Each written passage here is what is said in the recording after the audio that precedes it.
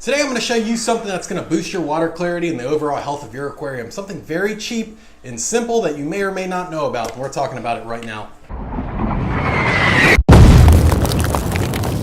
What's going on, everybody? My name is Anthony from Unconventional Aquatics. Unconventional Aquatics on Instagram and at gmail.com. Now today we're going to be talking about a simple filter modification called a pre-filter. Now this may be something that you're already familiar with, but if you are not familiar with what a pre-filter is, this video is for you. And if you are familiar, it's still for you because I'm going to show you an alternative that I use that actually saves me quite a bit of money, and it almost seems like it's made as a pre-filter when it really isn't. So what is a pre-filter? Well, here, let me use this really poor example, but here is a filter intake tube. This is for a hang on the back filter.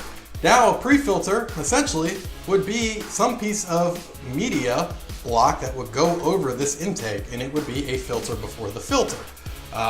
You may have seen kits that they make for this, which are great. They're just a little bit expensive. And if you like a little DIY, you know, why not make your own? So if you're completely unfamiliar with a pre-filter, here's another filter intake with a pre-filter already on it.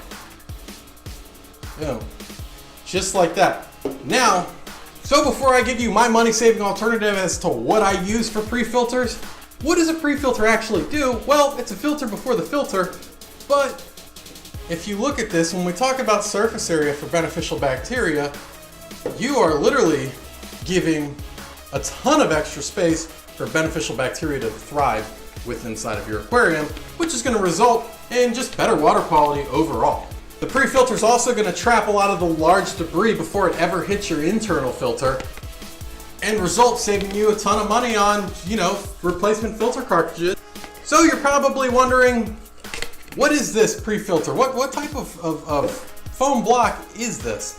Well, what this is it is a filter cartridge for the Top Fin 10 hang on the back filter. I want to say it's a Top Fin 10. So I have a PetSmart near me, and I always see these on sale. And then one day I did that thing, where you take a box off and you actually open it and look at what's inside to look how everything was, because I thought I saw a perfect little hole in the top, and the first thing that popped in my mind was pre-filter.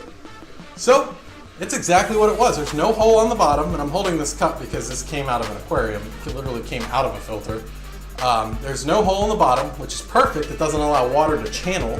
As you know, water will travel the path of least resistance if it's given the opportunity to. So a lot of times when making your own pre-filters, you have to make sure that the bottom is not cut out, or if it is, plug it up. So this is for the Top Fin 10. Like I said, these are $2, and it comes with two. 90% of the time I go there, it's always buy one, get one free, or buy one, get one half off, so I always pick up 2 boxes. But this little hole comes filled with carbon. I simply empty the carbon out, and then it comes with this little plug that fits perfectly in the top. Now, what that's good for is, like here, for instance, this is a bigger intake tube. This is a pretty big hang on the back filter that this tube came off of. This pre-filter fits on pretty good. As you can see now, it will fall, but once it's pressed up against the aquarium glass, this goes nowhere. But if you have a smaller intake tube, like this one I have right here, which comes off a Penguin 150 or 200 bio wheel, which, as you can see, there's a little bit of a gap there. Its simple fix is literally just taking this plug that comes with it, and you plug up the top. Now this is just for an example, so it's not perfect, but you plug up the top, and that keeps water from channeling. Now I'm actually going to show you this same pre-filter in action on this aquarium on this same exact filter intake. Well, not this same tube, but literally the same type of tube.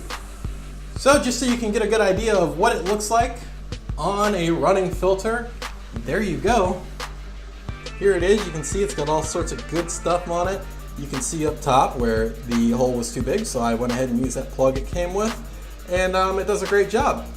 And if we look in from the top, we can see that our flow is not restricted at all. It's still flowing nice and smooth. You can see the one turnoff for a lot of people would just be the color, this bluish, aqua, whatever color that it may be.